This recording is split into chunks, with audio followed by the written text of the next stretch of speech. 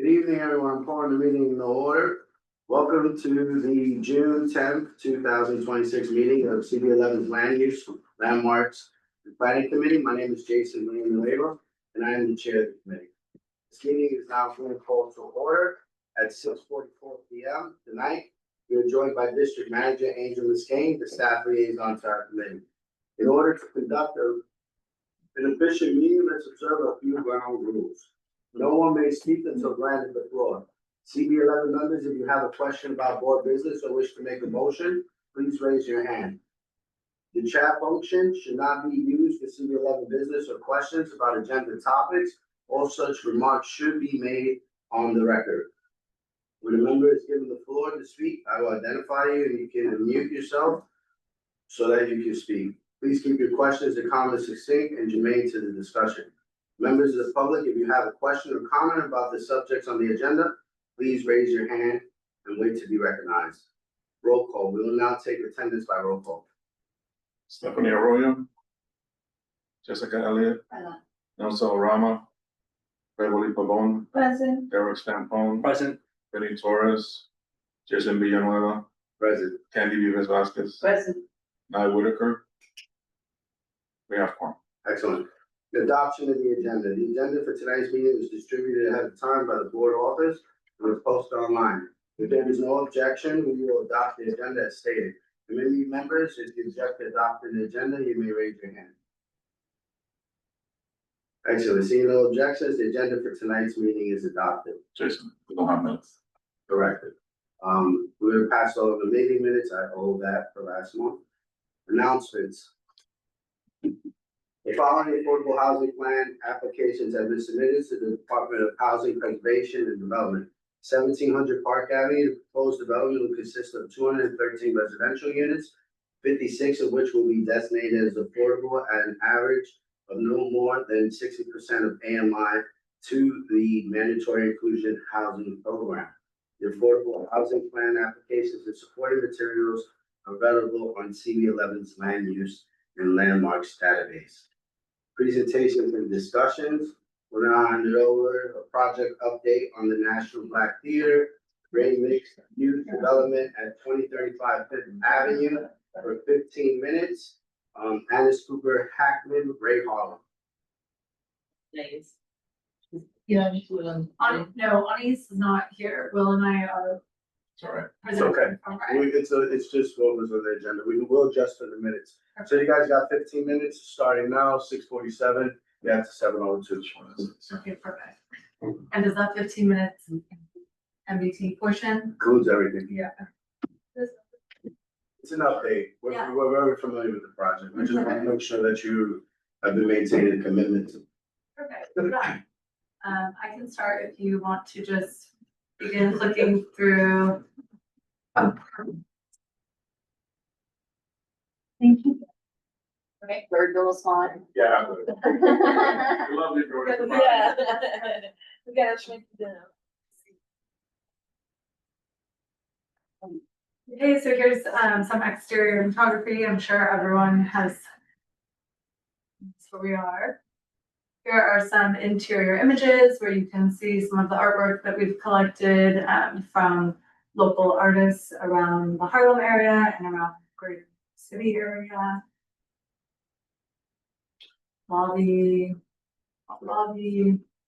mailroom, resident living room, the 5th floor amenity space, co-working, and just fine photos. This is a communal kitchen on the 22nd floor, open to residents throughout the day and used for a lot of our resident programming events. Here's an interior of one of the apartments. Another interior shot. So there's also on our 22nd floor amenities space. Some more design images. Here I'll go through a few of the recent resident events. We put a big focus on resident programming and just really trying to build community for all the residents within the building. We did a wine tasting for the residents with the Harlem Wine Gallery. It was a big success. We're planning another one with their team for this month. This was a private tour of the Studio Museum for our residents. We also have a partnership with the museum where residents can email and get 2 free tickets. Any resident can email and get 2 free tickets to go back and visit if they would like to. And then lastly, this was a recent call for residents. It was a button necklace making workshop with Harlem's artist Bo McCall. It was a hit. Every resident really enjoyed their time and walked out with a really cool button necklace choker. So we're just always, trying to engage the local community and build really thoughtful and intentional events for all of the people that live in this building. Another picture from that same event. And here are some recent facts. Okay, so the building opened in May of 2025, so a little over a year ago, where we accepted our first residents. As of today, we are 99% leased, 96% occupied. There is one affordable unit that is pending, it's a studio at 130% of AMI, but otherwise all other affordable units of the 58 are rented. Some of the local hiring numbers, during construction, there were 37 construction jobs that were sourced from our zip code here locally in Harlem.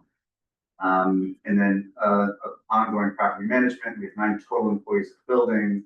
We have a super that does live on site, and we do have our leasing manager is a Harlem native and client with Tom Herman said.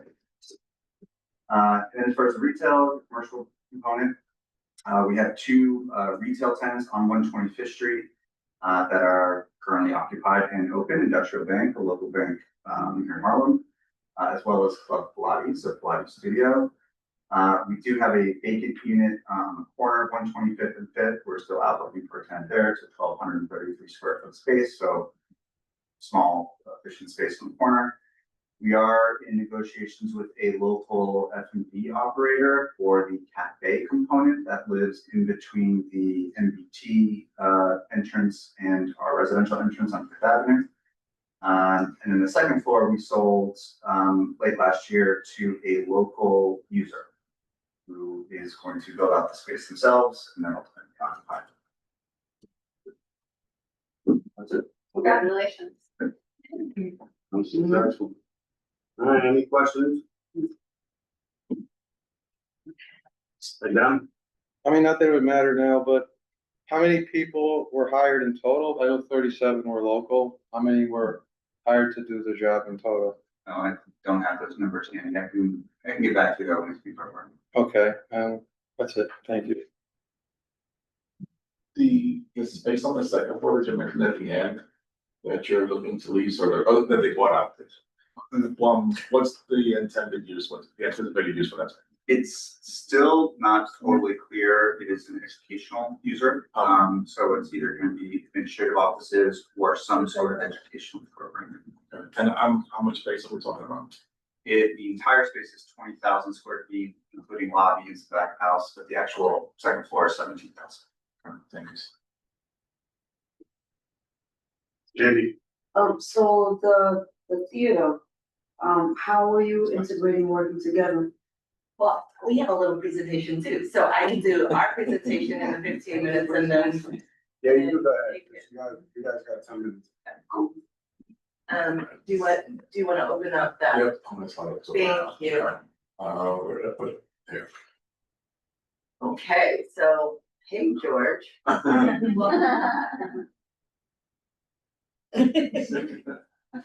does it make that?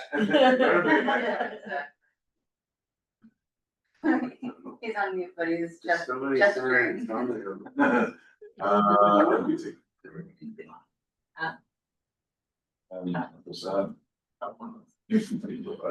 Great, so MBT's portion of our full project, as you all know, you're well familiar with it.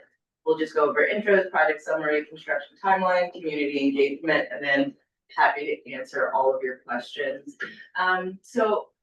As Will and Catherine took us through, that's how the building looks right now. We start our construction, pick back up where we have completed pouring gel. finalizing our capital financing, bidding out the job right now. We're working with Shawmut as our construction management company. And the plan is to pick back up construction in October, early fall of this year. It's a 12-month bid out. What you're seeing right now is the anticipated, so this is a rendering as opposed to a photograph of the facade of the entrance. Will be back in our same entrance, traditional Fifth Avenue spot. See to the left of our entrance, what Will was referring to as the cafe. To start to answer your questions, all of our spaces were built, like our founder, Dr. Barbara Ann's here, when she purchased this property in 1983, and she bought a few brownstones at the same time. Her vision was to create an ecosystem where artists could live, work, serve, and create. That's still very much the mandate of this project with the partnership that National Black Theater has with Ray. So for example, there's a collision door that happens not only on the cafes like Fifth Avenue entrance, but there's also an entrance in our lobby space too. So if you want to have a drink before a show, you can just go very smoothly through the lobby to the bar and vice versa after a show. What's harder to see here is we're in front of the design, what is it, the Public Design Commission. yeah, we're in front of the Public Design Commission because we are designing all of our spaces to be a living land acknowledgement, a kind of contemporary monument. Say we don't know what this community is going to look like in 10, 15 years, but we know that like the space that we own will be a forever permanent land acknowledgement to the community that steward the space. So we're in front of the Design Commission right now, which we plan once we start construction to take up the sidewalk that's in front of our entrance, designed by Isometric, a wayfinding designer of color, an homage to the Lenape people, the Latin communities and the African American communities. So we commissioned poet Mahogany L. Brown to write a poem that really talks about the land. And then the sidewalk design is the topography of a map that we found from the Battle of Harlem Heights, 1770. For George Washington won the first pivotal battle in the American Revolutionary War on our soil, and that map, the topography of where our land is what the sidewalk design will be. So you kind of get that sense of the moment that you know what I mean? That this is cool. This is why arts and culture is the heartbeat of not only New York City, but very much our good angels that have stewarded this community for all of these generations. One of the things that I think is worth talking about, and I know we have limited time, and I welcome all of you to do a hard head tour because I can go on for an hour. It was really important to, not just in the programming of what the National Black Theater does, but in the design to really incorporate all of our communities from a cultural standpoint. So as you know, our architect for our full building, both Ray and National Black Theater spaces, is Frida Escobedo, Mexican female architect. Our theater architect for our spaces is Marvel Design, based in Puerto Rico, with offices here, and our interior designer is African American woman, Little Wing Lee, based in Brooklyn. So all of the design features that you see are really not just beautiful, but led by our culture and our values. Where you're seeing our awning, there'll be a traditional National Black Theater, a very light treatment, not a big theater awning, because we wanted to be contextual to Fifth Avenue, tree-lined street, so we're not having the Apollo marquee, but it's much more tasteful, and of course we put our Max logo back in there. The sculpture that you see above our awning is done by local artist Sanford Biggers, who lives here in Harlem. He's designing these custom three-dimensional tiles that really talk about 125th Street as that main river artery that the Lenape people traveled from river to river. But it's also an homage to all of us who traverse these seas to get to this space of cultural and artistic liberation, which is what that lotus in brass represents. This will be our lobby. We're reinstalling all of our new sacred Yoruba art. into our space, which was the same art we had in our old building, but now just recurated for this space. LED screens for wayfinding, welcome desk, and you can see kind of the designs on the floor. We bring back into the building from Mahogany's poetry to more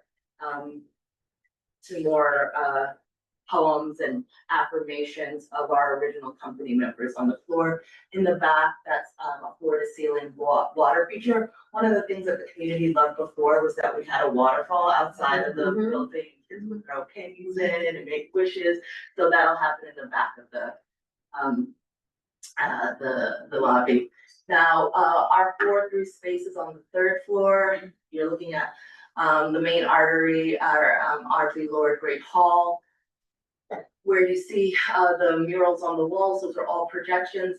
The thing that's really exciting about our space is all three-dimensionally digitally projectable. So even though we have two distinct performing arts spaces, you can kind of unite all of the spaces through digital projection. So where you see those murals, those are actually projections. And the windows that are in the archways are LED windows, so they can act as screens with this kind of James Turrell-like picture on the top. So the idea is if you wanted to unite all of our spaces, you could do that digitally and tell that story or hold them individually. To the right is our concession, also a multi-purpose room. That room is glassed in and can turn into a bunch of different things that has a kitchenette in the back. So it's like, you know, we could use it to support catering for events that happen in either of our performing spaces, or it could be standalone concessions, or like what happened in the past community board meetings, they needed to happen, that turns into like a conference room like this. So it really, we maximized it for community use, because as you know, a big part of our programming is subsidizing space for community to be able to use. More of our art, a commissioned piece by Cuban artist Teresita Fernandez, which is this Verizon piece, and through the archways is the Temple of Liberation space. You can kind of see a graffiti wall above the doors. That's another commission by Cuban artist Jose Parla. Just another interior of what that multi-purpose room is. It could be a donor lounge, it could be a bar for concessions, for intermission. This is our traditional lobby space, which we had in our old space. That's the other side of those archways with the LED windows. This is where we do free and open to the public civic engagement exhibits that dovetail with topics that happen in the plays. That purple neon sign says "Powered by Our Ancestors." And it's a guillotine door that leads folks into our one of our two theater spaces. We upgraded our black box theater to a studio theater, flex 99 seats up to 150. Totally configurable. In our last space, we had risers and you could really only do a thrust. Here we can do almost any configurations of seats. The fourth floor, that is no longer, that looks like a balcony, but it's really a tech mezz. That's where our booth will be, dressing rooms, and then technical positions to kind of enhance the production quality. What we chose to do a studio theater as opposed to a black box theater is this is a very rentable space. It's a subsidized space that we use, and we wanted to give it a little bit more character than our old space, so that when folks came in, they didn't have to bring as many sets or lights in order for it to feel like it's welcoming and can be performed. All of our floors now will be sprung, so we can also do dance in addition to theater. This is the temple space. You know this space very well. We actually, why mess with perfection? That temple space that we had in our old building, we just remade it in this new building, but now it's equipped with high technology. So what you're seeing around all the walls, 360 projection. What we're really excited to bring to Harlem, and cut me off at any time if I'm talking too much, is we could do floor mapping, ceiling mapping, 360. So Dr. Tier's vision was always to create something called a three-dimensional hemispheric theater adventure. What we're really excited about this is like it will bolster our education program. One of the things that like theaters kind of lose revenue on is just daytime. Like, you know, most shows happen at night. So what do you do at a theater during the day? So we think like we can capture visitors' dollars, visitors' attention by doing a digitally immersive storytelling event. The first artist we've commissioned is Nona Hendricks, who is working with 7 artists from Carrie Mae Weems, Carl Hancock Brooks, Lisa Jesse Peterson to take Dr. Tears last written text land division and turn it into an immersive storytelling that we hope to launch in our new building. And then we can do that as rentals as well. So all of these kind of immersive spaces that you see downtown or at, you know, the Natural History Museum, we can do that now here. So that feels exciting to bring that technology up. This is flex 250 to up to 500 people, but it's the same footprint for the most part, a little bit higher ceilings than in our last space. On our 4th floor, this is now, we didn't have before, our rehearsal studios and our green room that looks over the grand staircase. Our next artist commission is Zenobia Bailey, African-American artist, which is what that mural is, the purple mural. And then if you see through that window, Cuban artist Jorge Pardo has done a mural that is the spine of our grand stair. And thank you. I know I was running out of time, so I wanted to be quick because you might have more questions. Thank you. Yeah. Any questions from the committee? Yes, Beverly? thank you for the presentation. It was awesome. My question is, the spaces, the building in itself is for artists to live and work in the community. With 99% of the building already leased. Yeah. And a studio that's affordable at 130 AMI, where do you fit affordability to the artists? It's a really great question. So as you all know, because we've been in front of y'all for like 15 years, the city hasn't caught up with legislatively, the city hasn't caught up to affordable housing for artists. So I think Ray's done a really good job of marketing towards the creative economy, but we have partnered, which goes to your question, on 4 apartments that are specifically for artists in residence. And so National Black Theater will be able to kind of do, you're master leasing 2 of those apartments as short-term stay, a month stay for visiting artists. So it helps us offset our costs for when we are bringing artists in, and we have to put them up, and we put them up in Airbnbs. We can do that now at Ray, which is really, really exciting. We can also offer that to the community, to other nonprofits who like, I don't have to tell you because everybody knows New York City has an affordability crisis, but the cost of producing theater post-COVID is just astronomical. So MBT has kind of scaled its business model to be able to not only use our spaces, but partner with Ray in strategic ways to offer that to artists as well as a pilot. So we're doing that. And then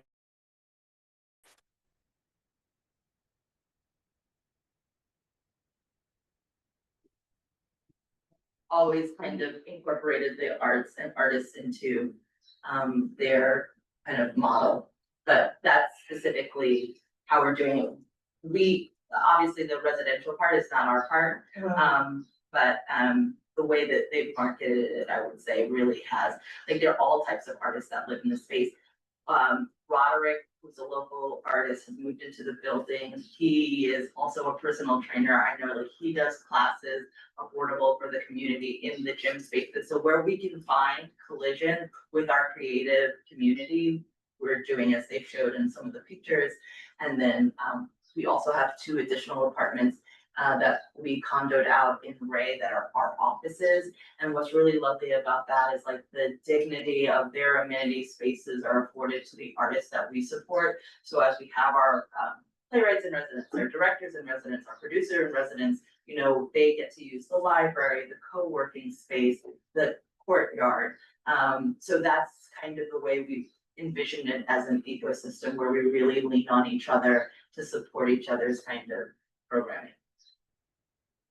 Thank you. Yeah. Anyone else? How many apartments did it end up being altogether? 222. 222. And again, what's the AMI for the?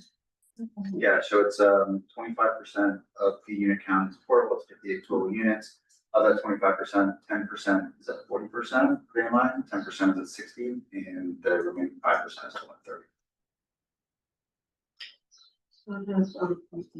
So, you said you only have 4 set aside apartments for the artists For now, as a hospitality. Well, not hospitality, so really programmatic impact. So for example, we have probably one of the most competitive playwright residencies, and our playwrights live in New Orleans, they live in Florida, so when they're doing their 29-hour development, instead of putting them up like at a hotel or putting them up at an Airbnb, we can use one of our apartments as an extension of that to help to just work in partnership with Ray, but also to have this kind of ecosystem where they can go from their rehearsals to their apartment, but not longer than 1 month at a time. Anybody else? They were all rentals, right? I should say, I think this is really important to say, we start fit out in October, it's supposed to be, it's construction, so you know. A 12-month fit out, so we'll get back into our space, hopefully fall of 2027, starting our programming to the public during our 60th anniversary, which is our 2028 year. Okay, I got some questions that you guys will follow up on. Sure. How many units are local? Right, I understand you can't tell us that now. Meaning, how many of the residents that moved in there are from CB11? How many jobs are local? They pretty much asked you that already, both for both, the fit out of the theater as well as the construction that was done. There should have been a tracking mechanism for MWB participation. What's the budget for the fit out? Is Shama doing this open competitive bid or is this closed? Right, which is a pretty word for they use just contractors that they Well, one of the probably. reasons why we chose Shaman, that's part of our time, but one of the reasons why we chose Shaman is they have a really impressive MWBE percentage on their projects, it's 30% or more. And so we anticipate over 100 jobs throughout the course of the fit out to be local hires. So that's the job portion. Yeah. The part that I'm more concerned about is the contract. Oh, okay. I see it a lot with MWBE companies. Yeah. That it ends up going to the majority regardless, right? Because sometimes it's difficult for the MWBEs to satisfy the requirements of the project. Yeah. I see it on the Hip Hop Museum all day. It was sold, it was gonna be an all black and brown Yeah. program. Yeah, the workers were black and brown, but the owners of the companies Oh, were not. that's interesting. Yeah, so Yeah. we like to ensure that obviously, again, it's a free market, it's your purview. Yeah. But you know, in the sense of good spirit and faith of working Yeah. towards inclusion, we would love to ensure that that's happening, maybe through conversations with Shama to give them more local organizations that can meet and exceed those requirements. That's one of the reasons why they want our bid over the other folks that were competitive. I think the thing. And then when we see the numbers for the build out, Yeah. that will show Yeah. if that's being had, or more importantly, if there's assistance required. And Jason, like, any support on this is what we want, like, my whole project is built by women, people of color, like, this project is so expensive and it's taken as much as time as it did because we had to find partners who also have a different, like, business model, quite frankly, to be like, no, they can't build our building, like, this is the architect that has to build the building, like, these are our core values, where do we agree on core values, can that be the first blueprint of this project? So I'm not just excited about bringing National Black Theater back to Harlem, but when people are like, oh, there's no such thing as like a Latin woman architect, and you'll just be like, not only was this her first project in America, but now she won the bid for the contemporary art wing at the Metropolitan Museum of Art because of this project. Now she's doing the Pompidou in Paris. Like, this project, I want it to be a model for what is possible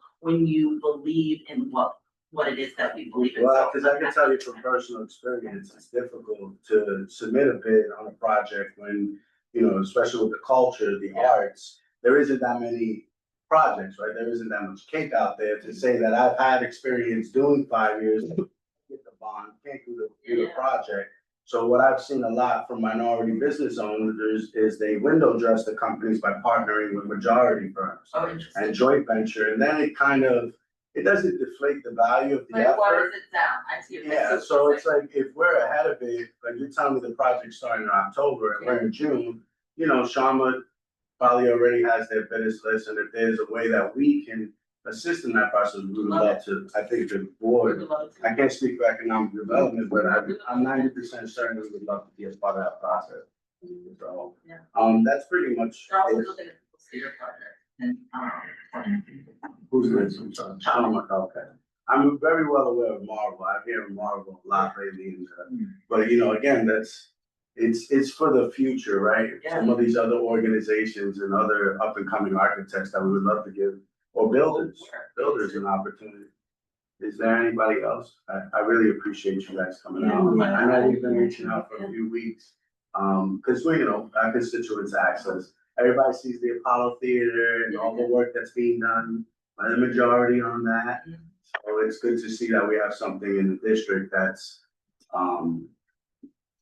being fairly built, for lack of a better word. thank you. So, And where we can partner, we're always happy to do it. Like, if this is just really intentional. Like, you know, I'm born and raised here. I'm not a developer that's gonna leave. I have to answer all these questions. Like when Angel emailed, it was like, you have to come and, you know, your developers or something. I'm like, do we? I'm like, no, we have to come. We said we would, so we'll always come back.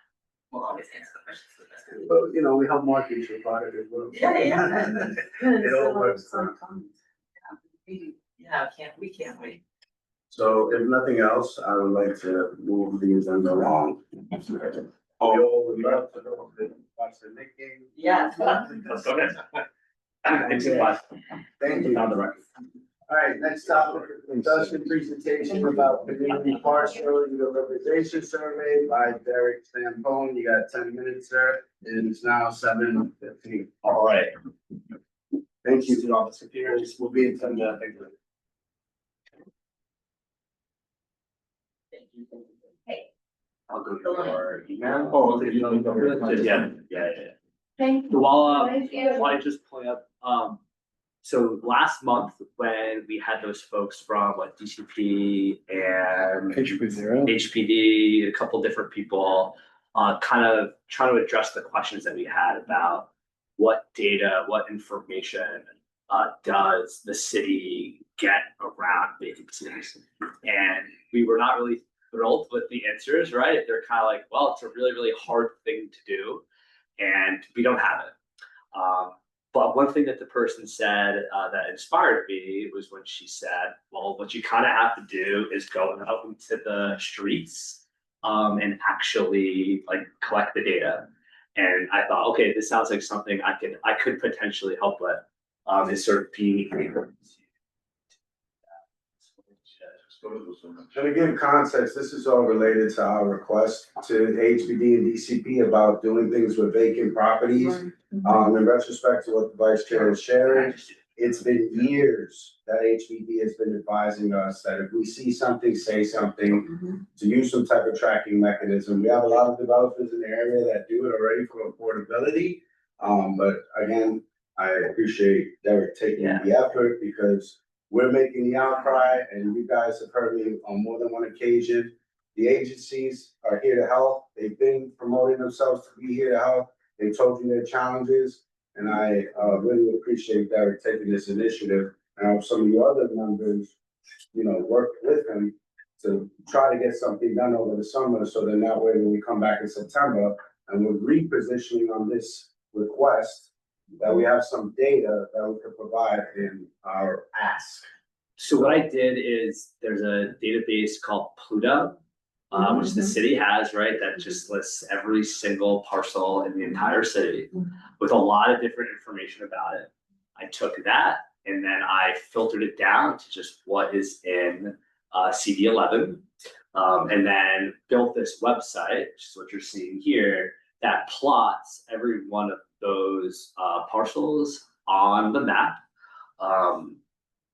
And then what we're able to do is if you click on a particular parcel, like the orange dots, it's going to show you the Google Street View of that location, because this is her idea. She said, you Nowadays, you don't even have to necessarily go out and walk the blocks.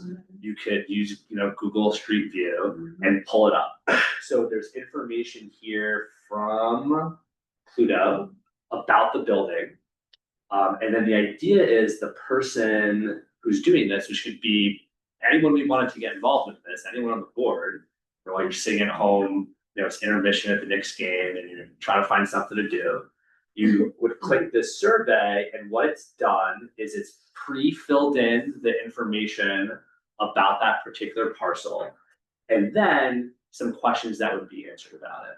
And in the end, and why I'm excited to present it to all of you, is like, well, what are those questions that we want to ask that's going to help inform us about how we can use this data on all the different things you want to do. So it started off as a vacancy question, right?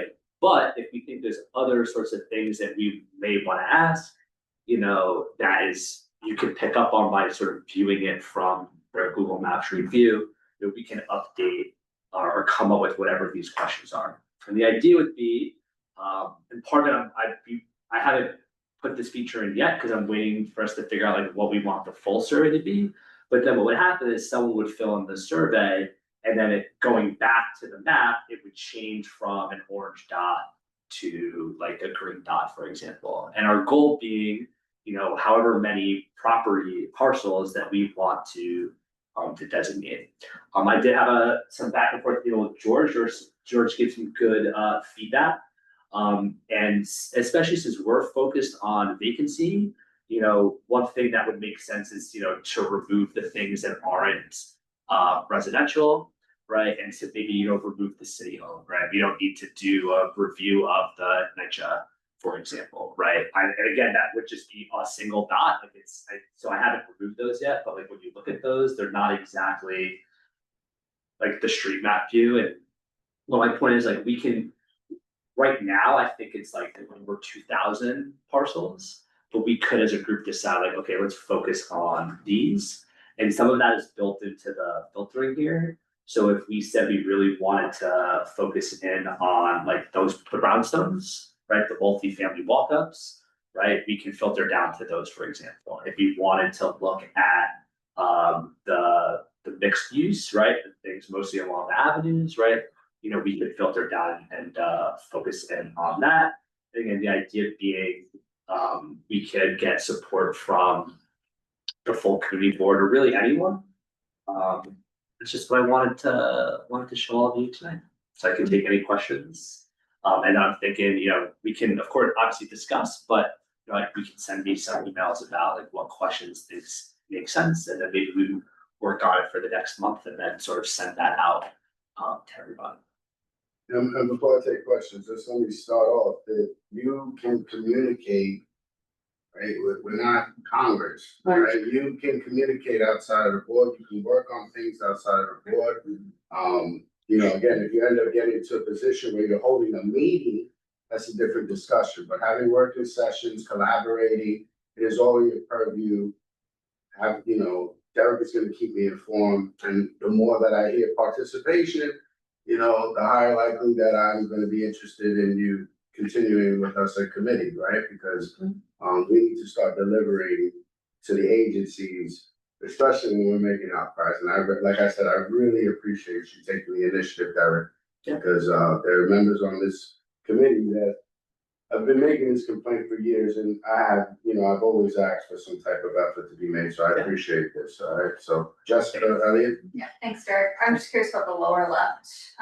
The pending review makes sense, and then completed obviously makes sense, but and progress. That would be something like if we wanted to implement like a more complex type of survey. Yeah, like if the goal is to inform our district needs and budget process where we're identifying these are the lots we want you to pay attention to, would that be considered? We could do something like that. And again, like it's a site, I built it entirely, right? Like it's like we can make it whatever we want it to be.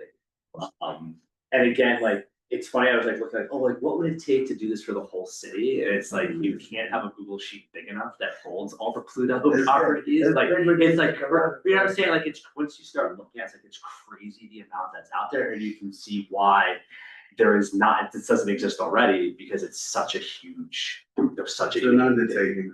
Angel, if I may, when if possible, I know in the past we've had the interns assist with these efforts. Do we think we're getting one this year? I don't. I hadn't planned on bringing on interns. Okay. No, it's okay. Just because we didn't have anything for them to do. I'm open to having interns come on, but if the members are not gonna be engaged with the work that's being produced by the interns, then I'm not gonna. I guess I'm not inclined to do it, yeah. Yeah, because we tried it before and it's just kind of dudded. Yeah, I understand. Last year, we did have the intern do something and That was the plan and follow was. we never utilized, well, you know, it's just a thought out there. I mean, again, like, you know, you reach out to youth and education, I go, I mean, listen, housing, I don't know if the housing, I'll speak to NOSA from the housing chair. See if we can get somebody young I think the thing that engaged in this process.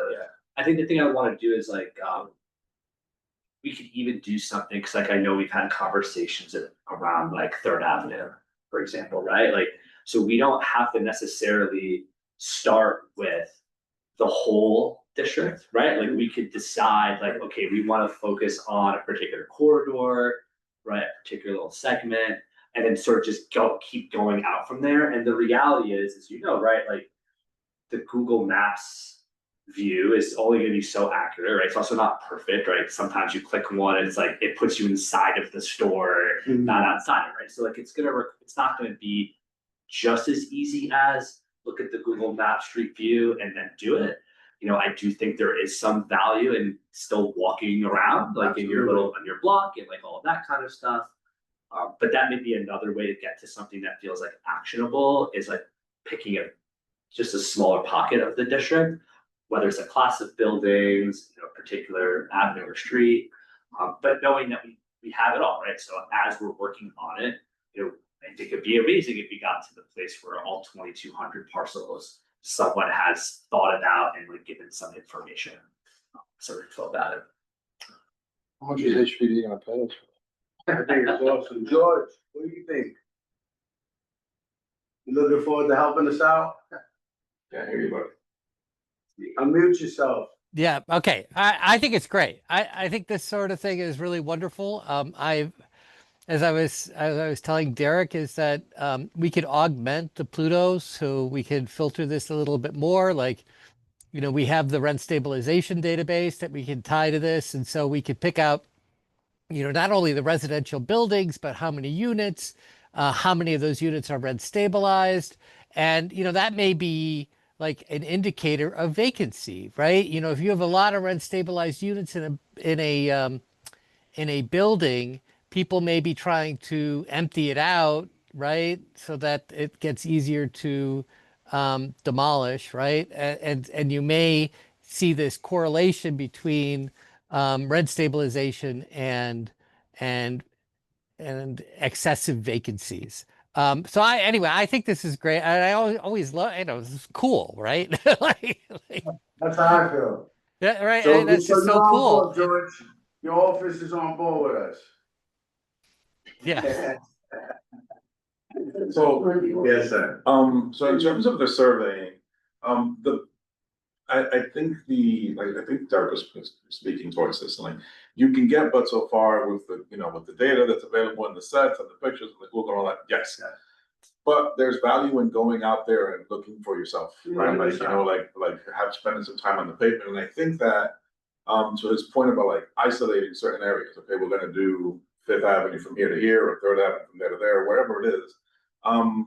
I think it would be good to do something similar like the Parks Committee is doing. The Parks Committee in the summer organizes these, you know, visit the community gardens. And they've gotten good information out of the community garden visits, right? Or the local playground. I think each year they do like a slightly different thing. Yeah. And they've gotten good information from those visits, right? Like some of it is smaller things, like, you know, this seesaw isn't working. Seesaw, try my age.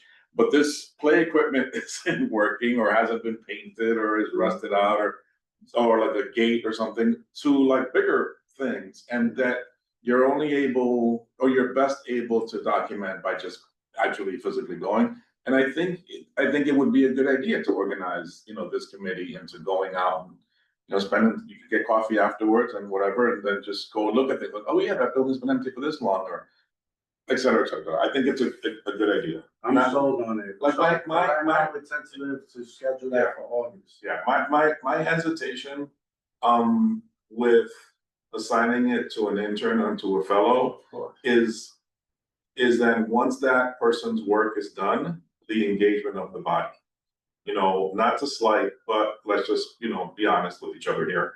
There have been a number of fellows and interns and whatever that have come and do work, present work, and then there hasn't been engagement from the body, right? So I'm like, it's for the body, and if the body's not interested, or it's showing that, kind of communicating that without so many words that they're not interested, then why go through the effort? Right, because it isn't just, hire somebody, have them sit there, like they have to be supervised, they have to be engaged, it has to be worth their while. And then at the end of it, they're excited to present it to the body. It's not just, oh, Angel liked it. No, they want to present it to you and have you guys be like, yeah, we like that. So but none of this is to say no, it's just to kind of encourage you guys to be more engaged with it. And then we could add on other people to it, is my thought. I love it. I think that, and I'm making a decision. We're gonna do that in August, right? Again, it's all gonna be spearheaded by Derek. So we'll coordinate it and we'll get something out, and, we'll make sure it's on a weekend. So then that way, you guys can all enjoy your work and personal lives. We'll shoot for a Saturday in August, preferably the second or third week. So you're all hearing it now. And from now to then, Derek, let's just try to think about like what you said, just, taking a sample of a particular area. Beverly, I know you brought this up on more than one occasion since I've been chair. So if you could kind of tell us some areas that you're already familiar with that have presented this concern with the zombie buildings, then we could probably go over it. Off the top of my head, I'm thinking, that upper 125th to like 130th area. But again, that's my opinion from driving in the area. I see a lot of boarded up buildings and or warehouses. So, that doesn't take away from anybody else's recommendations. You guys live here. I come through. It's different. Those that live here, if you see it, please point it out. And again, I promise you guys know I'm all about time management. We won't be doing a 5-hour walkthrough, but we'll definitely do something within the area. And then we'll make sure to land at Patsy's so we can get free pizza. One other thing I wanted to share, another thing that came up was there was like the question about like ownership, right? And then I don't remember if we brought it up, they had brought it up, that the whole the building is owned by an LLC, right? And they had said like, you can get that info, you just have to look them up one by one, which is crazy, right? So like, if that's a direction you want to go, like I can make a similar type of site that could like help us with that, because that is one of the columns of the Pluto database. And that was one thing that was interesting as I was starting to look through all of this, is sort of seeing of these buildings, who has the same owners, who has different owners, what are the buildings, or the building is owned by, 9 East, whatever, right? Like, so like that was kind of interesting to see. And if we're thinking about this issue of like, well, oh, that's interesting. Every one of the buildings owned by this corporation is vacant and it's affordable. Like, so I think there's a lot here once we sort of, again, pick that area of focus, because there is a lot of info out there. We just have to sink our teeth into it. Right, so Candy's our last question and then we're moving on, out of respect for everybody's time. Okay, thanks. This quick. Did you also refer to the Sanborn book? So that's like, I guess, like part of some of the columns in the Pluto database references that, but I didn't look at it specifically, but that info's there. We did want to sort of connect it to that and look at that. The Sanborn book was old, but if you wanna, use it, it's like you gotta come to my office and text the library, you see it? You're not taking away. Understood. Yeah. Excellent, so Candy and Derek will collaborate all outside of the meeting, and Candy will get Derek the book. And last thing, again, it's like outdoor collaboration. is right? around I'm like adamant the about that. questions we're gonna put on it, right? So I do think it'd be good to talk to other committees, because maybe it is around like, was a tree cut down in front of this and not replaced? Like, I think there's other info that we could get around that building, that parcel and that block that could just help us with all the other things we talk about. But the Sanborn, it shows you who were the owners before, right, and what was there before. Yeah. Then from there, you can take it from there. Yeah, but he's also talking about for the Okay. issues from outside of just land use, right? Example given, the tree cutting would be a parks concern. But we But I'm with you, Derek, I'm all about it, but as Angel's expressed, there's been phenomenal work done by this board and by its members. And in my experience, sometimes when it's just too granular to chew on, it gets lost. I want to keep you engaged and focusing, selfishly on our concern, I hear you. which is these abandoned buildings for right now, because I know I'm gonna take that and it's gonna get submitted in October. I don't know if it's gonna happen with Parks, Echo, and maybe when they see us doing it and SDN uses that as a conversation for a model, then it'll be a way different conversation. I would love to promote that because like I said, I have found, which we're gonna go through into our next topic, a lot of the times the agencies just volunteer for serve, right? We bring up a concern and they hit it back to us. So with that said, I'm gonna move on to the agenda. I took the last question from Candy. Is it very pressing or could we collaborate outside? It was just about the type of buildings that you said, and can that be like the priority because there are so many private buildings? That's what I just said, yeah. Yeah. Yes, That was the direction I provided. thank you. All right, let's move on to the agenda, preparing the agenda for district budget consultation. So just so you all know, every year faithfully in August, usually between July and August, it's been that way since I was chair of the committee and I'm 90% certain it's happening today. The district manager, along with the SDN chair, schedule district consultation discussions with the relevant chairs of each committee, right? And what's under their purview. For us, it's pretty simple. As you can see in the back of the sheet, it's the Department of Buildings, HPD, and DCAS. We have already a preliminary Q&A that's in the front of the package that have been provided. Now, if everybody's been present for the last 3 months, we didn't wait for district consultations to start bringing the agencies, right? DCP's been present, HPD's present. That's why Derek has been brought to even do this work, right? It's based off of what's been already happening from that, from those requests that were issued out last year. That being said, we'll go over the responses very briefly that came from OMB, which is real simple. The government is gonna say, I support the government. It's not rocket science. It's not a conspiracy. They're not stealing your tax money.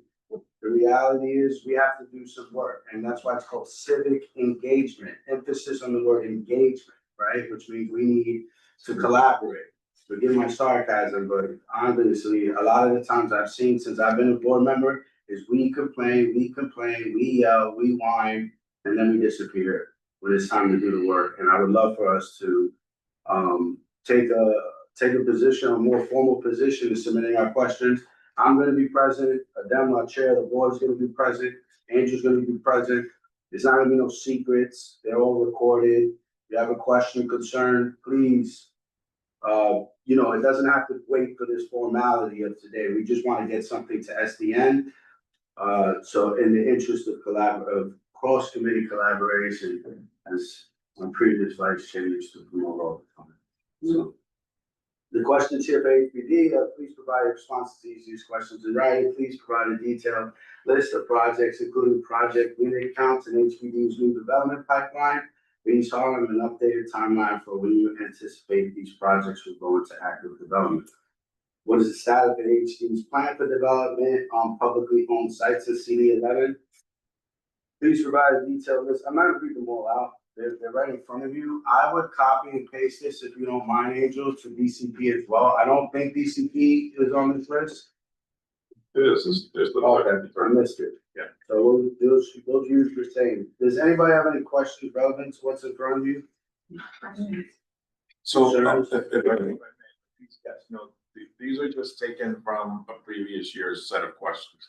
It's I was trying to avoid what's happened in other committees where people just looking at me like I'm, I don't know how. But just to kind of like, okay, this is what they kind of look like, they don't have to be these. Yes. They don't have to only be these, if you have additional kind of general questions, which is that first section. And then the second section is the follow-ups on the specific requests that came out of this board to that agency. Like, so the first couple of sheets is HPD, and then the last sheet is DCP, we only have the one request. Awesome. Yeah. So let me just run through the request, so then that way, if a question jumps at you and you're asking the question right now in your head, that's the question I expect you to write out to me so that we can submit it to SDN. And I need them by noon Friday, because Sage wants me to send the invitations out. You're so much better than me. I will give them to the end of the day tomorrow. For the consultations. Now, if a committee, you know, only has 5 questions, at least we'll submit that. Yeah. Like, the idea being that in the past, when we've extended the invitation, that we've gotten pushback when we haven't had an agenda. Yeah. So it's better to have an agenda. We can always add more questions later if you guys have them. And We should have something. Yeah, and I'm so in agreement with Angel. I've seen it. HPD he'll spend months asking them about this, and they just go back and forth about what's the questions, why are you asking this question, I've seen it in being in that position, so I definitely agree with Angel. So real quick, we're gonna run through this, and we're gonna run through the responses. The responses should give you the question, not the question that you asked. Agency supports and accommodates this quest. Explanation: HPD will continue creating affordable supported housing for groups with special needs. This is all about relevant to action for special accommodations for housing for individuals with special needs. HPD is advising that they're working on it. I believe that we've seen that. If you have a specific interest, I don't think that takes away from the advocacy that happen throughout the year. And when they say the agency supports and can accommodate, that's OMB saying that they agree with the agency's response to us. The explanation: HPD is constantly adding new rehabilitation and preservation projects to its development pipeline. Please do not hesitate to identify buildings that will benefit from such, which is already, Derek, I think you're doing a lot of work with us and into this effort. Maybe you could write a question or two that will help you, since she asked in that presentation a month or two ago that, hey, can you guys try to help? We're helping. This is what we're doing. Now, can you give us a body, right? Because we're volunteers. It may be more fair that if she sees you're doing this and you probably figured something out, you know, outside of becoming the deputy commissioner of HPD, you know, she can give a volunteer, right? The same way we get in terms of, I'm assuming, by the way. So maybe we can ask, now that we have a roadmap and now that we're putting in some effort, can we get some sense of representation from HPD to help us with this effort? That's my thought. It's my question is like, what are the criteria for someone to be eligible for that particular program? I'm sure it's somewhere online, but maybe there's questions around that. Okay. That could I'm not sure if you're. So that request was around the expanding the home repair and preservation financing, multifamily housing, rehabilitation loan program. I guess the questions I may have is around, well, what's the eligibility for that? Those sorts of things. And I'm sure, so I'm just saying, I'm sure some of that is online, and then maybe there's question if I would like more to drill, like if we can't get that information. Yeah, exactly. Right? I'm not a fan of Because that. they say nothing in your district could be eligible for that, so then what are we doing asking about it? Does that make sense? Yeah. So we can ask that, what is the criteria? Agency supports and can accommodate explanation. HPD will continue to fund the construction of senior housing from the development pipeline to maximize available resources. To me, this again, it's just the same argument, right? Do we know the lots? Do we know the vacant plots? Do we know? And that's why I think the beginning questions that are, even though they've been asked in the past, if we ask them again, Angel, I think that they help with these, for lack of a better word, open-ended items of senior housing, special needs, faith-based organization housing, right? You know, things of that nature. Jessica, Adam. I don't have a lot for HPD, but I guess on the senior front, you know, in addition to the construction of affordable housing, like how is the the design and programming of affordable housing for seniors seek to address loneliness and isolation.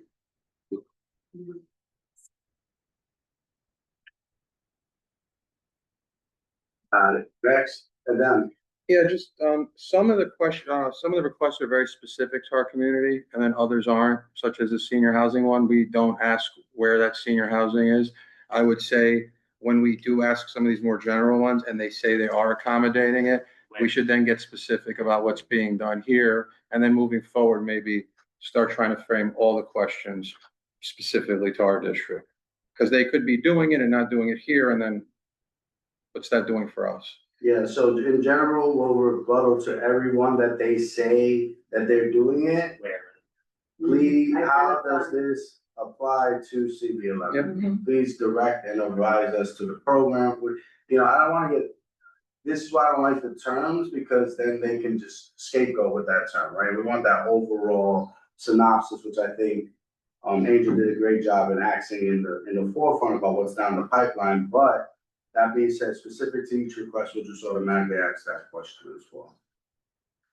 Next one, the agency supports and can accommodate, so it's the same response that we've used as a demonstration. It's brand great, it's working, show us where. Expense requests, provider enhanced rental subsidy programs. Agency will try to accommodate this issue with existing resources. OMB supports the agency's position. So again, it's anything that they say they're gonna use existing resources, they're working on it, we're gonna ask, please direct us where specifically. So, Um, really quick on that. Yeah. I'm hearing from my developer friends that it's incredibly difficult to still develop affordable housing. So what I would love to hear from HPD's perspective, what we can advocate for on the policy side to help. And then also, what was I gonna say? Oh, like, the development of units under certain, like 99 unit buildings, you know, that, so as not to trigger the other requirements, like what policy wise can we be advocating for? To assist with that. Say that one more time, I got the first one. Yeah, right? so it's like, every time, there's like a trigger, once you hit 100 apartments, I can't remember what the trigger is for, but there's like, almost every building being developed right now is 99 units. We're gonna talk about that actually in the next item. Yeah. So that's, Yeah, I'm not a guru with that. I know. And 45 minutes. You go from 25% affordability to 20, and then you go from $40 an hour minimum requirement hiring. Oh, yeah, it's And then it the- drops. that's the Bigger thing. Yeah. hiring. Union labor, that's what it is. All right, let's, we'll keep pushing it, because we definitely gonna have a conversation about 1800 Park. So yeah, again, accommodate this issue with existing resources, I would bother with how.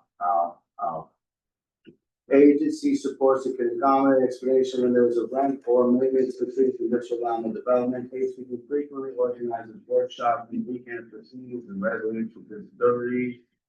The additional funding will help ensure that their workshops will continue. Well, my question there is like, are they asking for support? Are they asking for us to advocate with our local electeds to increase funding for this program? And if so, then maybe that's something that we can cross collaborate when I go to executive with the housing chair. Vouchers for seniors, returning veterans and their families, while the agency supports additional vouchers for households in need of breakfast. Section 8 is a federally resource limited, available. Funding. So that doesn't answer the question. It does not, yeah. We understand you're not federal, but what can you do? Yeah, it doesn't sound like someone who knows what they're. So what can your agency specifically do as it relates to local or state funding? And if it's not in there, but you know, and then again, the consultation, that's a part where it's an open-ended it's a conversation, So our questions are talking points and, you know, needless to say, we'll have the right personnel there to make sure that they drill down those concerns. And just like, build off of that, I think the biggest thing I've seen in city agencies is like, oh, my line ends here, it's somebody else, then tell us who somebody else is, Right. who should we be asking this question? The right person. Who go with this whole running around. Otherwise, we're just gonna keep coming back And and we like, can ask the same thing every year, maybe the same results. help us out. Yeah. All right. And we don't use it. Department of City Planning expense request. I got one. The agency has stated they will try to accommodate, again, standard rebuttal on that. What else would you like, that's it. Well, I think obviously we wanna bring Derek's thing to the table, so obviously it's not ready probably for it to be, you know, shown to them, but I think we can let them know that we're starting vacant lot analysis on a lot by lot basis, so when evaluating vacant lots, how best can we frame our results so that DCP can help take action? So like, is it patterns? Is it highlighting bad actors? Like Derek mentioned, that you can identify who the owners are. There's multiple owners and it's aligning with like, you know, affordable housing and, or, you know, just things that they think we should look out for because they should know better than we do. That can lead to action, right? Okay. Yeah. So like one thing I started to look at is like, it's like really complicated, like there's very specific conditions that lets you participate in these different kinds of programs. So I think it's like, are these things successful in the district? Like, what are the obstacles that people have? Is it a paperwork issue? Is it a navigating the system? It's all of that, right? But like, can they be specific about why these programs that they say exist and their funding aren't happening in our district? And that kind of like applies to like a bunch of them, right? But like, is it, again, like I'm just reading about that, what I said before, the multi-family rehabilitation loan program, and the term sheet from HPD is 12 pages. And it's like, making my head spin trying to wrap my head around it. If you're I'm a private owner of a single multi-family building, you're probably like, I can't figure this out. Yeah, or they'll tell you, the affordable housing program that Lantern has done, or the 3 projects that you approved taps into that funding in order to, the HPD to provide their financing. So it's definitely healthy to have the conversation. But as I stated before, I would like to, I guess, the target, right? Have a target that we know that we wanna hit. That's a little bit more better, in my opinion, in asking them a question that we're looking for a result to be driven, right? So what does that mean? If I sit there and I say, hey, I want more senior housing, great, where do you want to put it? Right, I want more schools, great, ECF said that they were giving us 4 years ago, right, where are those? So, what I've learned with the agencies over the years is that the bonusing definitely works, right? They're super democratic, so they'll be present. The question that I keep residing in defense to them, for us, so we're not hypocrites, is where is our efforts in directing them into what we want, right? And that's kind of why, like this year, the mission has always been planning, right? It's been urban planning, been focusing on that as a committee. Right? And I see that we're doing it. Right? There's a lot more strides and a lot more effort that's there. And I'm interested to see what's going to happen now with the changes in New York and DCP, particularly. I'm very interested. I know what HPD is going to do. They want to get rid of those lots. They want to give financing and they want to collaborate. I don't know. And that's just my own ignorance. I don't know what DCP is going to do over the coming years. And they seem to have a lot of involvement in development. Now more than in my previous experience. So, and we're gonna have those conversations. So there's nothing else. I'd like to move on. You guys have to tomorrow end of the day to send me your questions. I will send them out to Angel collaboratively. Don't bomb Angel. Send it to me. I will fix it. Make it real nice, and I'll see. I don't really do the BCC thing. I'll CC everybody in the committee, and we'll send the questions to Angel. Don't use the email as an opportunity to go pick up the phone, right? What does that mean? I don't do the 20 email back and forth because I misspelled the word, right? Let's just ask the question very direct. And again, you're gonna represent your concerns as best as possible. I have to say, SDN has been doing a lot of great work.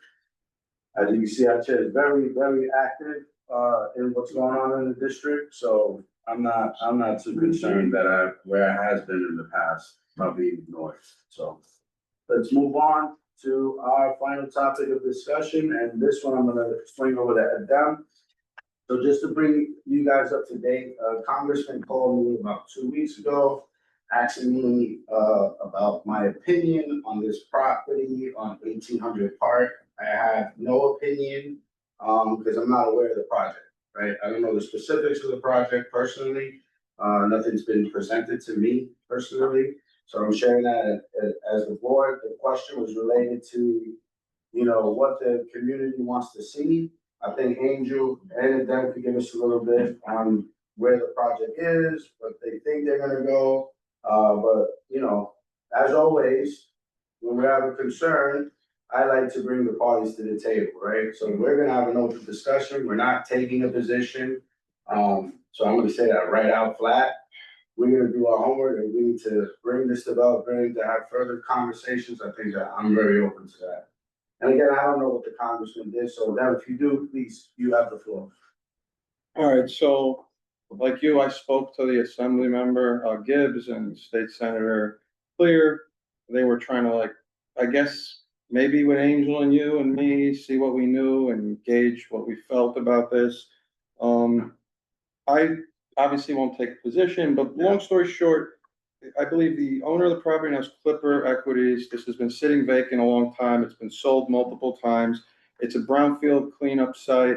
So they're looking to get brownfield tax credits, right? And essentially, though, it's been said that they could build 600 and, I don't know, let's call it 680 units, and they're going to do it by doing it through 7 buildings of 99 units or less. That's what is being kind of said.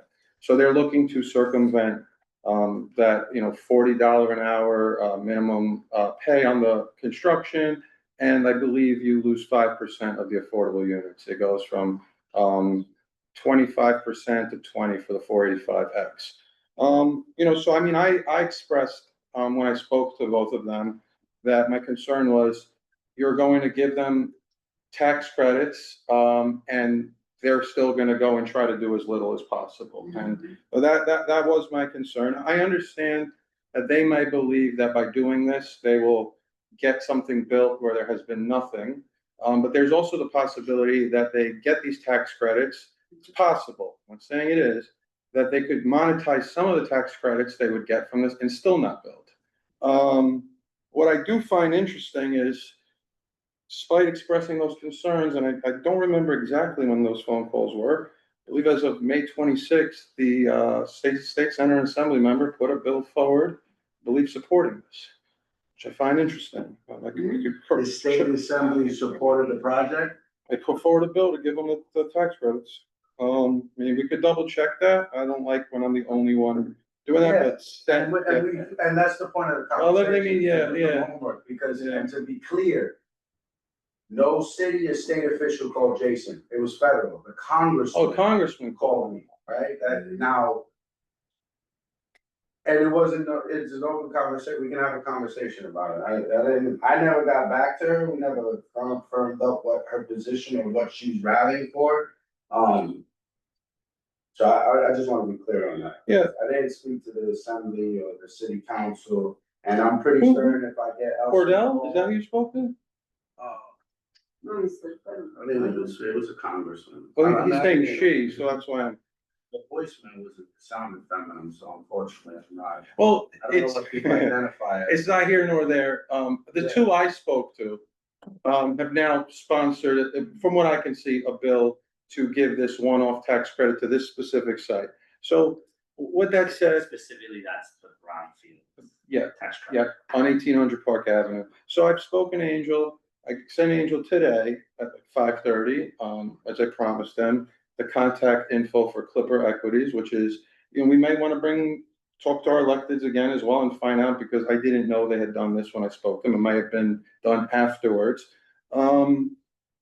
And the other concern is, questions I have, I wrote some down, are, the estimated value of these tax credits, what they're planning to do with the affordability, if they are in fact doing this 99 unit situation. And then are we getting any extra benefits as a community for giving them these tax credits? Like are electors doing this with conditions tied to those tax credits? And so, I mean, I think we should bring them in for a presentation. I mean, obviously, we're going into the summer, and here's my concern. They've just been introduced, but as we've seen recently, a bill can go by very quickly, an exempt bill for one-offs. You know what I'm talking about. So my point, and I say that to say,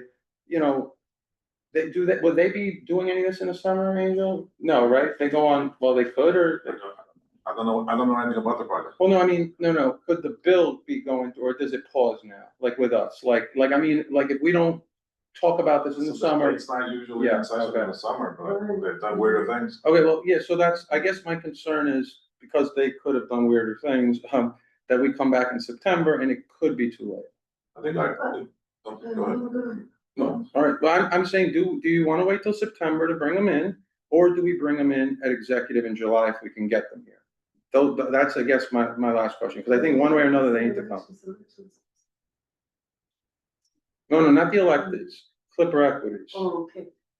Didn't we have a presentation, where, the school of podiatry, remember that they came because they wanted to merge the properties and get support from us for this same property. They never discussed, I didn't hear, I probably missed it, that they were gonna go for tax credits. So if I remember Somebody correctly, remind me about that, because it was the previous owner try to clean up something before they could sell it to Clipper Equities. If I remember, That's correct. right. That was the last time.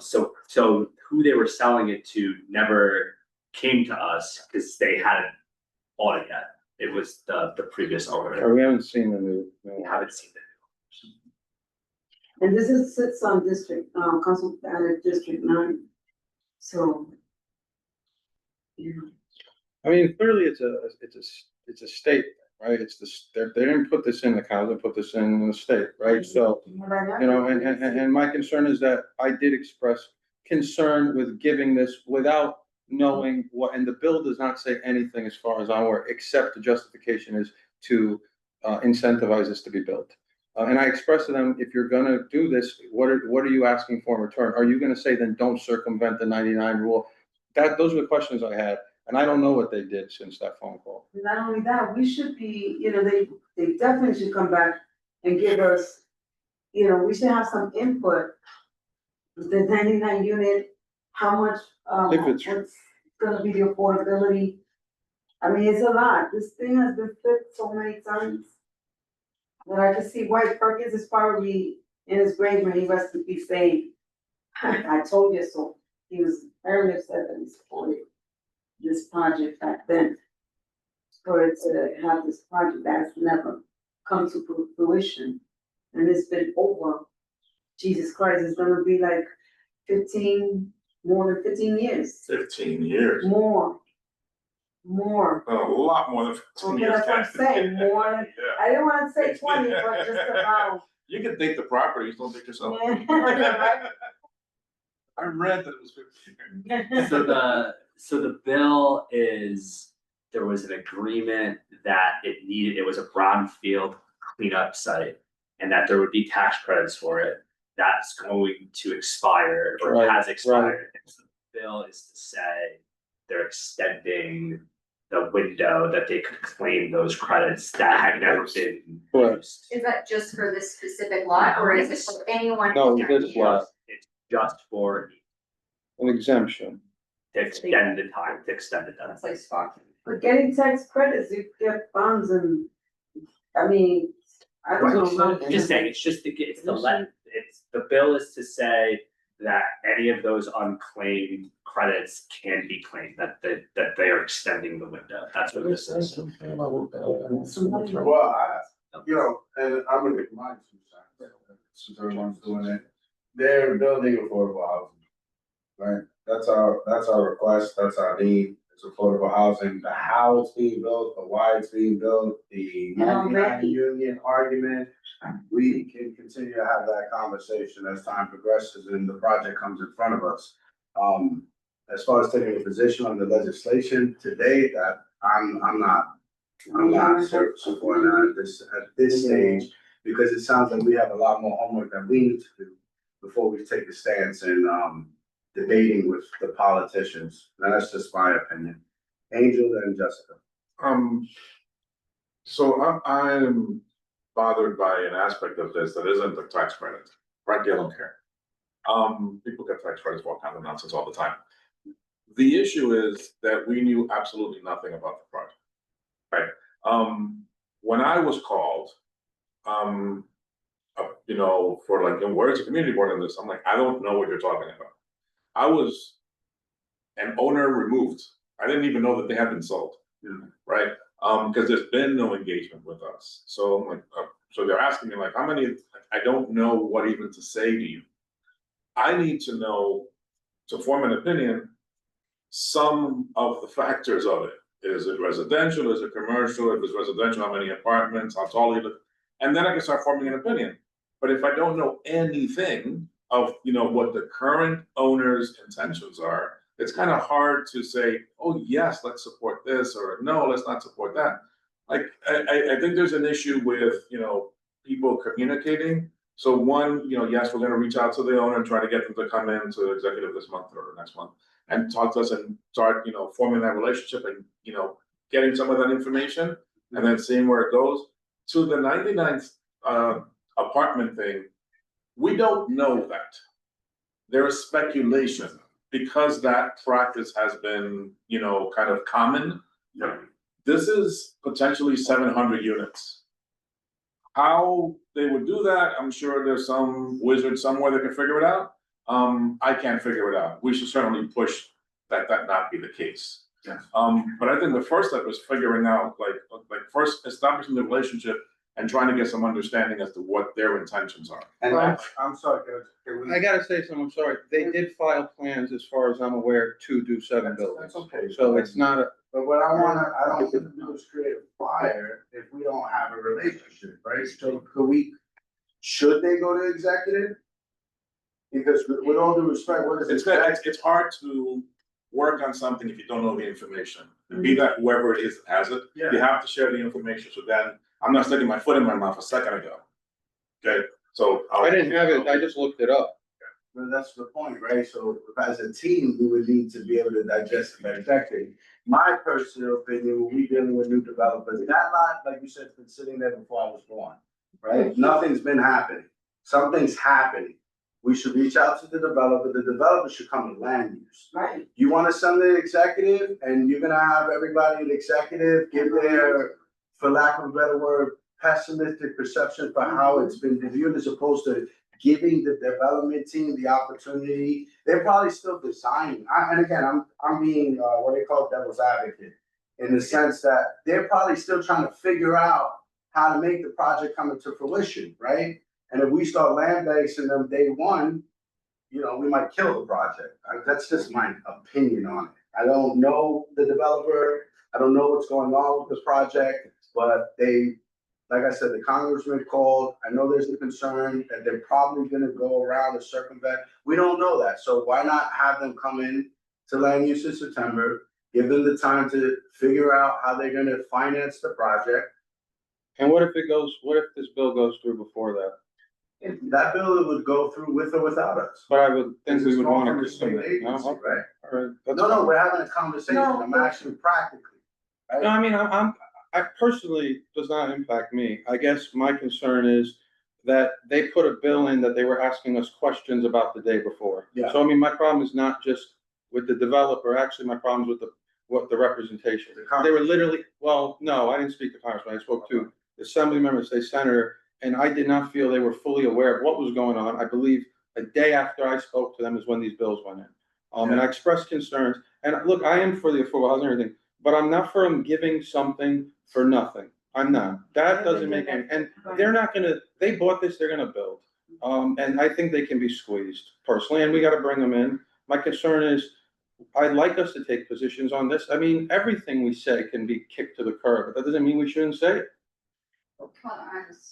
So I think you are getting to what I was going to say, which is that I think with all things, but with especially something like this, where we have the opportunity to do something good with building partnerships and goodwill with people versus coming in with guns out and our fists up, is, it is a common knowledge, I think, that, I think it's a better thing when community boards and its members come forward asking questions and trying to be reasonable. And I do want to say that the elected officials they work for us. So I think we're allowed to come in a little upset with that stuff, but that is not going to work when we talk to the city agencies about these budget requests. It's not going to work when we talk to this or any other developer, especially as they're doing acts of right construction, and it's not going to work with regular human interaction between human beings. So we can get mad at elected officials, but we should come in with our hearts and minds open to have a conversation so that we're not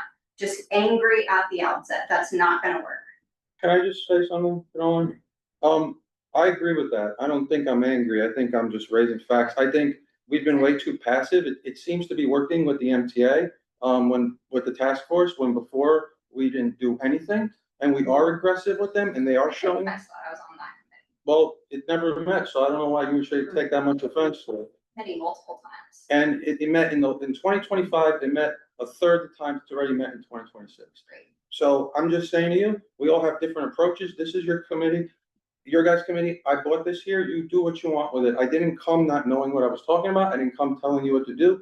I didn't come telling you to be upset with the developer. I said my problem is with the electeds. And I'll leave it at that. I don't think we should be hands up, guns up, but we should be prepared and ask tough questions. So That's let's all I'm bring in saying. the electeds in July to executive, and they should answer to the executive committee as to why they are collaborative, because we specifically, when you mandated 2 months ago for chairs to start collaborating with elected officials, I personally reached out to electeds and was told that nothing was in the pipeline for land use, right? That's not the case. That's a different issue. I do agree with the sentiment of the committee. This is a new developer. It's a new project. They bought the property. They're the owners. I think we should collaborate and work with them while we're still dealing with the concerns that are related to laws being, an opinion of those of being circumvented. That's my logical position of how we've been running this committee, because what I do not want to do, and this is my 2 cents. I've seen it with the ECF project. Avalon's gone, and there is a legitimate logic to prices. I'm not a fan. Everybody knows I'm a workforce advocate. I will personally say I hate the affordable housing model when it comes to construction and for wages, because that's the only place that the manipulation exists for the worker. That being said, I also understand that in order for affordable housing to be built, somehow, that somebody has to pick up the bill. So in this case, if it's not going to be the developer, then it needs to be on the government, right? And then that falls on us as the taxpayers. So there should be conversations, not waiting to budget consultations with the elected officials. The elected officials should be pulled in the executive next month specifically for this. And then I think that executive could take a position on that. That's separate. Whereas from land uses perspective, I don't know this developer. Candy, if you do, great. I don't. I'm just bringing it up because I'm saying I don't know the developer. I want to bring them in. I want us to have a conversation, and I want them to hold them to account to what we expect that they're going to provide in the district. Because the reality is, we could assume, and like Angel expressed, we don't know the package. It's not a secret. They have to submit it to the bank to get financing. It's not a secret. So we can ask them, but they also have rights, and I'm pro-capitalist, to maintain their privacy while they're dealing with such, right? Because the reality is the project could just go to crap. They get bored, screams and yells, and listen, if it's cheaper for them to hold it and then sell it to somebody else, and then you get, I don't know, they could build 9 condominium buildings at 200% AMI. Candy. So I think that, we're gonna need to get back to saying very, they have the ideas as well, the people that came. And not to be in an aggressive way, but it's as a matter of fact, point of information. They came to us from the beginning, to the community board, way before you guys came on board, and I'm not trying to put in, you know, the institutional history is very important, in spite of other people's opinion about that. But I'm giving you guys institutional information that, you know, when they first came, this was city property, and the community had a lot of input. It was very controversial, where we had seriously late night meetings because of that spot there. Okay, so now, fast forward many years later, we're still in the same thing. If someone is moving, it's like when you get site control, even if you purchase something, you still gotta go back to HPD. HPD still gotta come back to the community. That hasn't happened to us. It's just been transferred over, property's been taken over by all these other deep pocket developers, and nobody had the audacity to come to us and tell us, we're buying this. We're gonna do this here, nothing's happened.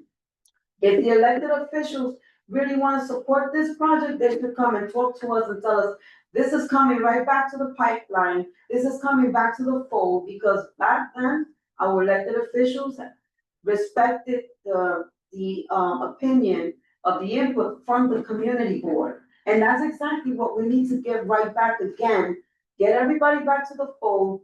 This is a tax credit, I'm sorry, this is tax dollars that's coming out of our pocket.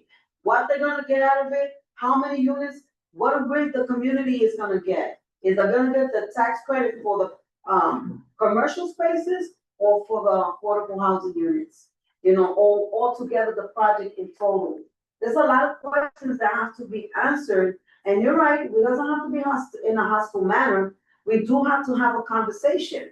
And I mean, this here, we should not just wait till, I don't know, come budget consultation or come whatever. These are gonna be moving fast.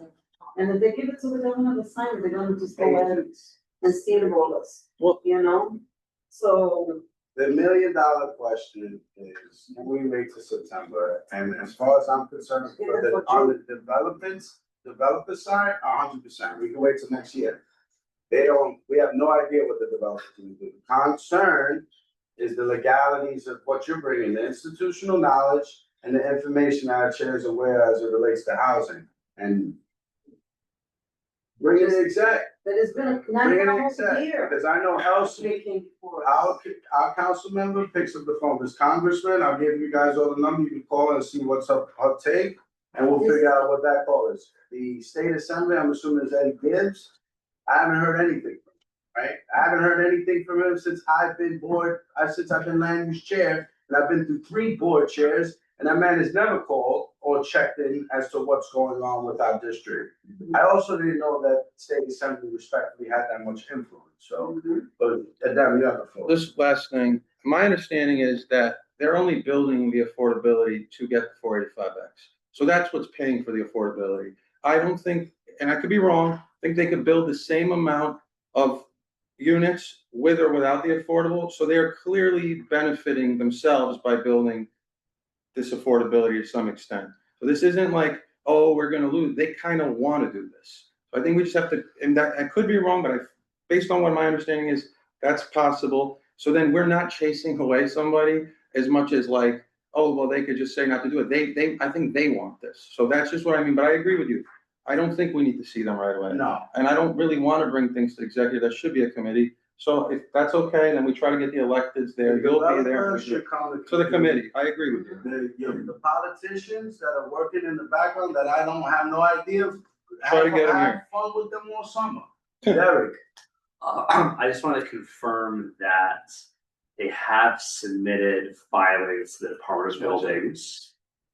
Built 7 buildings at 99 units. And that's knowing like that, that's acknowledging that you have to do 7 foundations, 7 heating plant, like, right? That's a mega project. Think about all the additional costs incurred on having 7 separate buildings, but they still say the math works in their favor to not go over the 99 units, to not trigger the wages, not trigger the affordability. And that really stands out to me because it's not like, oh, we made 2 buildings. Like they're going 7, and again, you know better than me, but there's a significant added cost to do 7 distinct buildings. So that feels really relevant, because it seems like they really do have this plan to circumvent the spirit of the 485X. That sits on District 9, not on District 8. Good. We'll table this for some time. We'll reach out to the developer over the summer. We'll continue to have conversations. Again, you all pick the phone and call your politicians. You don't need to be in my commission, right? That being said, I would like to do homework. You guys know how I am when it's taking positions, and more importantly, this is I don't know the developer, so to me, it's new. And there's a relationship that needs to be made there, whether they do 1 building and they do 1,000 units, or they do 7 buildings and there's 99 units. If it's affordable and brothers and sisters can get apartments that benefit them, I think the conversations we've had as to what they can do or can't do. I am not the guru to say off the back, meaning that, George would probably be able to, because we all love that from George, right? That historical reference. George could probably go back and advise us what was originally agreed to by the board, with that block and lot. You could do the same thing. We all could do the same thing. It's not a secret. Let's do the homework. That's all I'm saying. I don't want to bring the developer here and we're asking for what we think and we don't know what was agreed upon in the past, where we're at today. Just like ECF came here, they explained to you a logical situation. The project went from 500 to $1 billion. I don't know if that's the argument that you're telling me that lot sat there for 20 years. I can tell you all right now, a building is almost $1 billion today. That wasn't the case pre-pandemic, right? So is affordable housing gonna be able to be benefited if the cost of construction and developing the building is $1 billion?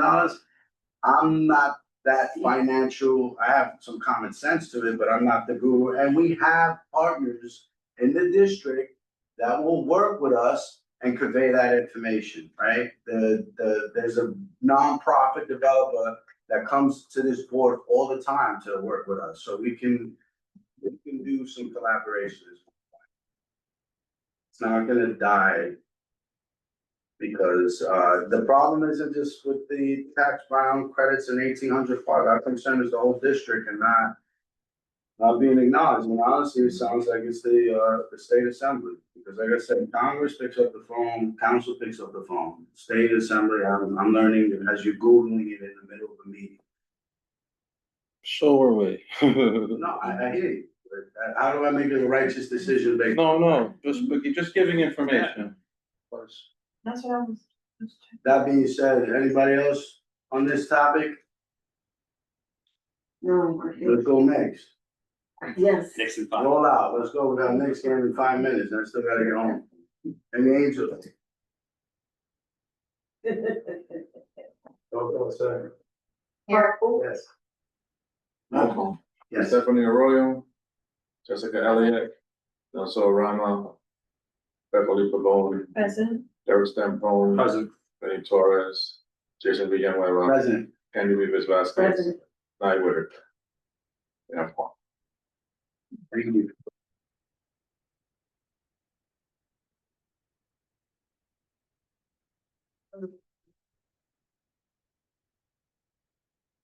Down the street. Right there, we spoke, or? Oh, we still.